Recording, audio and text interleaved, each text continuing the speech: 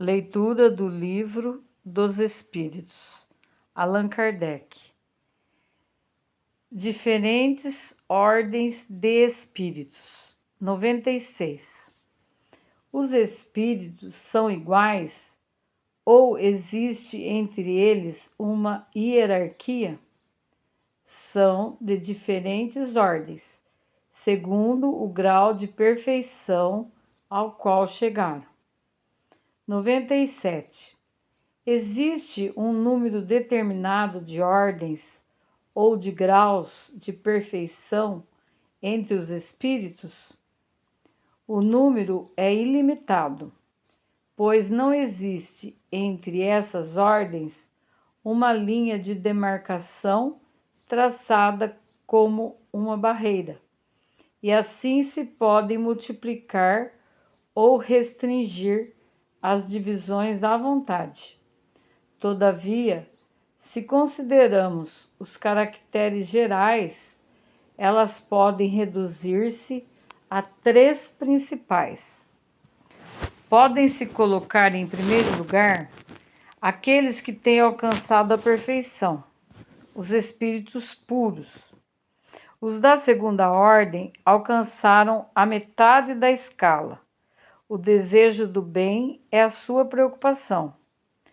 Os da última ordem estão ainda no início da escala, os espíritos imperfeitos, caracterizados pela ignorância, o desejo de mal e todas as más paixões que lhes retardam o progresso. 98. Os espíritos da segunda ordem têm apenas o desejo do bem ou terão também o poder de praticá-lo? Eles dispõem desse poder, segundo o grau de sua perfeição. Alguns possuem a ciência, outros a sabedoria e a bondade, mas todos têm ainda provas a suportar. 99. Os espíritos da terceira ordem são todos eles essencialmente maus? Não. Alguns não fazem bem nem mal. Outros, ao contrário, se comprazem no mal e ficam satisfeitos quando encontram oportunidade de fazê-lo. Aliás, ainda existem os espíritos levianos ou estouvados, mais enganadores do que malvados, que se comprazem antes na malícia que na maldade, e que encontram prazer em mistificar e causar as pequenas contrariedades, das quais se riem. Escala espírita 100. Observações preliminares.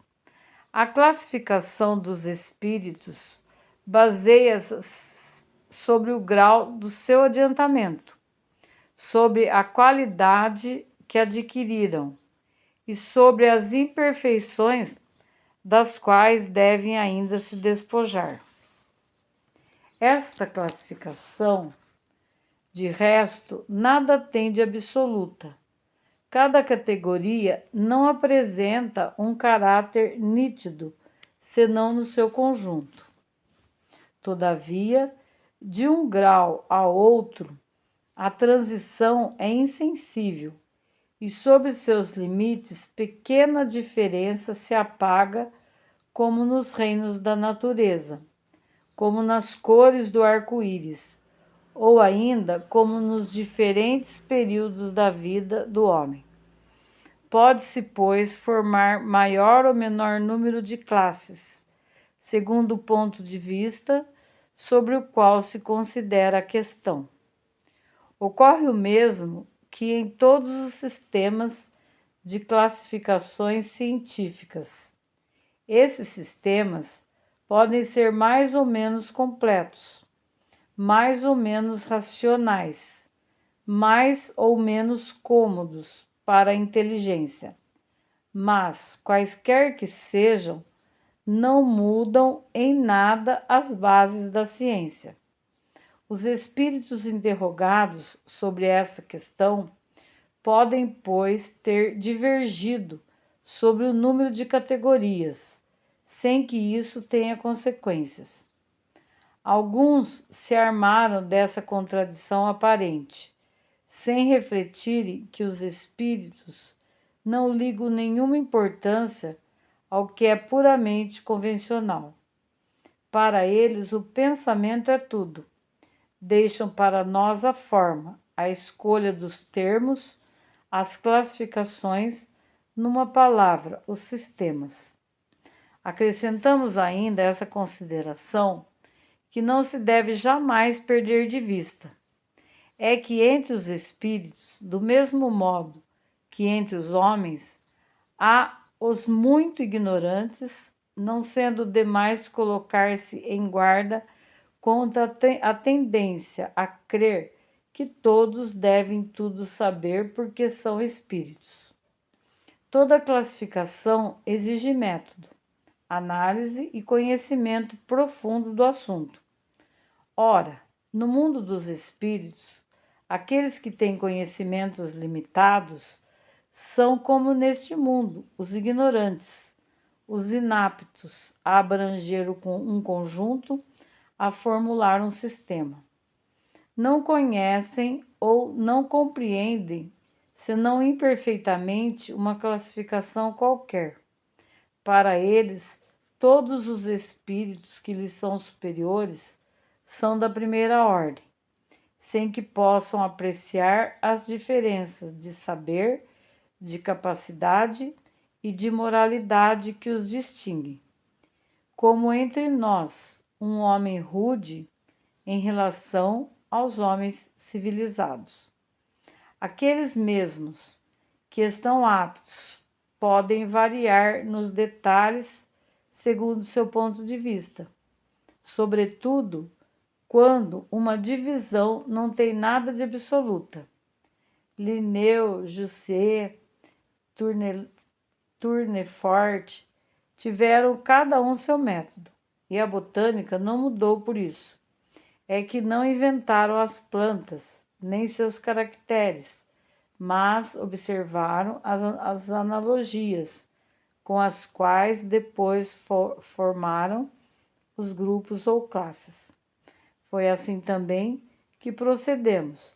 Não inventamos os espíritos, nem seus caracteres. Vimos e observamos, julgando-os pelas suas palavras e atos, e depois os classificamos pelas semelhanças, baseado em dados que eles próprios nos forneceram. Os espíritos geralmente admitem 3 categorias principais, ou 3 grandes divisões. Na última, aquela que está no início da escala, estão os espíritos imperfeitos, caracterizados pela predominância da matéria sobre o espírito e pela inclinação ao mal. Os da segunda caracterizam-se pela predominância do espírito sobre a matéria e pelo desejo do bem. São os bons espíritos. A primeira, enfim, compreende os espíritos puros, aqueles que alcançaram o supremo grau de perfeição. Esta divisão nos parece perfeitamente racional e apresenta caracteres bem definidos.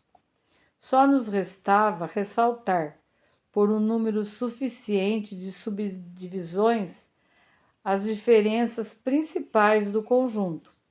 Foi o que fizemos com o concurso dos espíritos, cujas instruções benevolentes jamais nos faltaram. Com o auxílio deste quadro será mais fácil determinar a ordem e o grau de superioridade ou inferioridade dos espíritos com os quais podemos entrar em comunicação e, por consequência, o grau de confiança e de estima que merecem. É, de alguma forma, a chave da ciência espírita, porque só ele pode nos informar das anomalias que as comunicações apresentam esclarecendo-nos quanto às desigualdades intelectuais e morais dos espíritos. Observaremos, contudo, que os espíritos não pertencem para sempre exclusivamente a tal ou tal classe, seu progresso não se realizando senão gradualmente e frequentemente, mais num sentido que em outro. Eles podem reunir os caracteres de várias categorias, o que se pode apreciar pela sua linguagem e pelos seus atos.